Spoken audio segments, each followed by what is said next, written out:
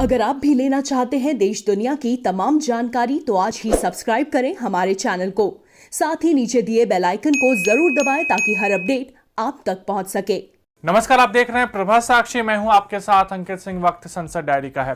Pegasus जासूसी मामला और कुछ अन्य मुद्दों को लेकर विपक्षी सदस्यों के हंगामे के कारण मंगलवार को लोकसभा की कार्यवाही 3 बार के स्थगन के बाद करीब 4:10 पर दिन भर के लिए स्थगित कर दी गई। विपक्ष के हंगामे के बीच ही लोकसभा ने अधिकरण सुधार विधेयक 2021 को मंजूरी दी। इसके अलावा लोकसभा ने अनिवार्य रक्षा सेवा विधेयक 2021 को भी मंजूरी दी। लोकसभा अध्यक्ष ओम बिरला ने करीब 40 मिनट तक हंगामे के बीच ही प्रश्नकाल चलाया।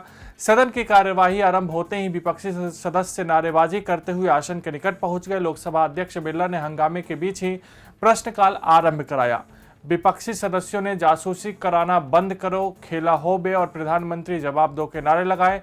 विपक्षी सदस्यों की नारेबाजी के बीच ही उपभोक्ता एवं खाद्य मामलों के मंत्री पीयूष गोयल, उनके साथ राज्य मंत्री साध्वी निरंजन ज्योति, कृषि मंत्री नरेंद्र सिंह तोमर और कृषि राज्य मंत्री कैलाश चौधरी ने कुछ सदस्यों के पूरक प्रश्नों के उत्तर दिए। एक पूरक प्रश्न का उत्तर देते हुए उपभोक्ता एवं खाद्य मामलों के मंत्री पीयूष गोयल ने कांग्रेस और विपक्षी सदस्यों पर निशाना साधते हुए उन्हें किसान विरोधी करार दिया।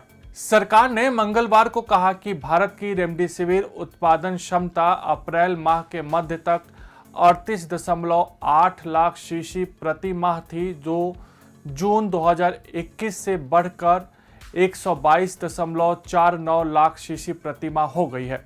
स्वास्थ्य एवं परिवार कल्याण मंत्री मनसुख मांडविया ने कहा कि कोविड-19 रोधी टीका कोविशील्ड की मासिक उत्पादन क्षमता प्रति माह 11 करोड़ खुराकों से बढ़कर करीब 12 करोड़ तथा कोवैक्सीन की उत्पादन क्षमता प्रति माह 2.5 करोड़ खुराकों से बढ़कर करीब 5.8 करोड़ होने का अनुमान है।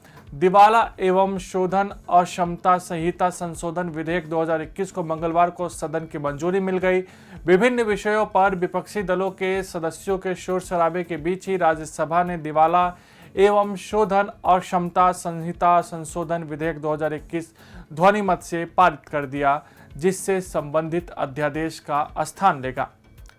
सरकार ने मंगलवार को कहा कि पिछले साल मार्च से कोरोना वायरस महामारी के कारण श्रद्धालुओं का करतारपुर कॉरिडोर से होकर पाकिस्तान जाना निलंबित है और पाकिस्तान ने इस साल अप्रैल में यहां कोविड के मामलों में बढ़ोतरी को देखते हुए भारत से सभी तरह की यात्रा पर रोक लगा दी। सरकार ने मंगलवार को कहा कि देश के विभिन्न हिस्सों में पिछले 3 वर्षों के दौरान पुलिस हिरासत में 348 लोगों की मौत हुई है और यह भी पाया गया है कि इसी अवधि में हिरासत में 1190 के आसपास लोगों को यातना झेलनी पड़ी है। सरकार ने मंगलवार को लोकसभा को बताया कि जवाहरलाल नेहरू विश्वविद्यालय यानी कि जेएनयू में 2020 में हुई हिंसा के सिलसिले में दिल्ली पुलिस ने किसी को गिरफ्तार नहीं किया, लेकिन कई लोगों से पूछताछ की गई है।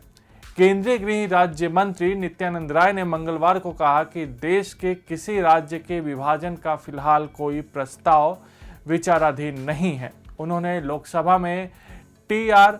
पारवेंदर और एम. रामलिंगन के प्रश्न के लिखित उत्तर में यह टिप्पणी की।